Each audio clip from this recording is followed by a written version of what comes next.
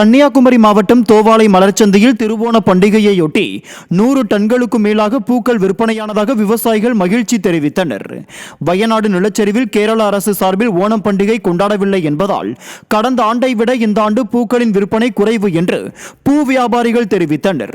கடந்த ஆண்டு சுமார் 700 டன் பூக்கள் விற்பனையான நிலையில் இந்த ஆண்டு 100 டன் மட்டுமே விற்பனையானதாக வியாபாரிகள் தெரிவித்தனர்.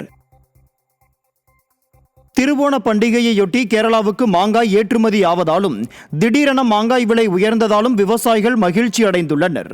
நாகை மாவட்டம் வேதாரண்யம் அருகே 5000 ஏக்கரில் மா சாகுபடி நடைபெறும் நிலையில் சீசன் காலத்தில் நீளம் ரக மாங்காய் 40 ரூபாயாகவும், ஒட்டு மாங்காய் 20 முதல் 25 ரூபாயாகவும், ருமேனியா ரக மாங்காய் 30 முதல் 40 ரூபாய் வரை விற்பனையானது. இந்த நிலையில் தற்போது கார்காய் சீசன் துவங்கி உள்ளதால் ருமேனியா ரக மாங்காய் 100 ரூபாய்க்கும், ஒட்டு மாங்காய் 140 ரூபாய் விற்பனையாவதால் விவசாயிகளும் வியாபாரிகளும் மகிழ்ச்சி அடைந்துள்ளனர். ஓணம் பண்டிகையை ஒட்டி கோவை சித்தாபுதூரில் உள்ள ஐயப்பன் கோவிலில் ஏராளமான பக்தர்கள் சாமி தரிசனம் செய்தனர். கேரள மக்களால் ஒவ்வொரு ஆண்டும் ஓணம் பண்டிகை வெகு விமர்சையாக கொண்டாடப்படுகிறது.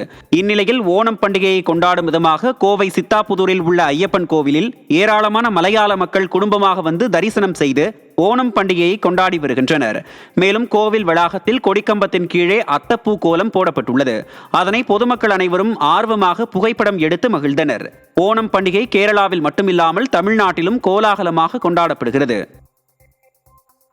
கன்னியாகுமரி மாவட்டம் நாகர்கோவில் அருகே கிருஷ்ணன் கோயில் மேல்மருவத்தூர் ஆதிபராசக்தி சித்தர் சக்தி பீடத்தில் ஓணம் பண்டிகை கோலாகலமாக கொண்டாடப்பட்டது. கேரளாவின் மிக முக்கியமான பண்டிகைகளில் ஒன்றாக ஓணம் கொண்டாடப்படுகிறது. இந்நிலையில் வயநாடு நிலச்சரிவால் அம்மாநில அரசு ஓணம் பண்டிகையை ரத்து செய்தது. இந்நிலையில் கேரளாவில் ஓணம் பண்டிகை கலையிழந்து காணப்பட்ட நிலையில் அதன் ஒட்டிய மாவட்டமான கன்னியாகுமரி மாவட்டத்தில் அதிகாலையிலேயே அத்தப்பூ கோலமிட்டு மக்கள் ஓணம் பண்டிகையை கொண்டாடி வருகின்றனர். அதேபோன்று நாகர்கோவில் அடுத்த கிருஷ்ணன் கோயில் மேல்மருவத்தூர் ஆதிபராசக்தி சித்த சக்தி பீடத்தில் ஓணம் பண்டிகை விழாவை பெண்கள் பாரம்பரிய ஆடை அணிந்து அத்தப்பூ கோலமிட்டு ஓணம் பண்டிகையை கொண்டாடினர்.